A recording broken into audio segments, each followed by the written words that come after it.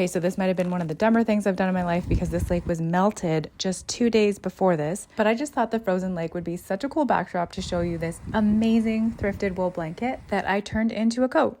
I got this blanket about a year ago from a sweet little Romanian grandma on Facebook for $25, which is such a steal. I used this statement blanket coat pattern and I really took my time in cutting out this coat because I wanted the florals to be exactly mirrored and perfectly centered on all of my pieces. And I think I did a pretty good job. And then it was time to choose a thread color because this coat is entirely hand sewn with a blanket stitch. I had this huge bag of thread from a fabric swap and I decided on cobalt blue. So I started stitching together the shoulder seams and I spent an entire afternoon and evening sewing this coat together, only to realize that I didn't like the embroidery thread because it was too thin and decided I needed to switch to yarn. So I headed out to Michael's even though it was minus 27 degrees that day to find some blue yarn, and then spent the afternoon cutting out all my stitches and redoing everything a second time. This was definitely annoying, but so worth it because look how much better the yarn looks. Anyways, it took me about 3 days of hand sewing in front of the TV to get this far. I watched both the Twister movies, the old one and the new one, but there was still the collar and the belt left, as well as all the perimeter stitching to do. So if you want to see the final coat, make sure to come back for part 2, or you can also head to my YouTube channel because I have a full video already posted about this coat.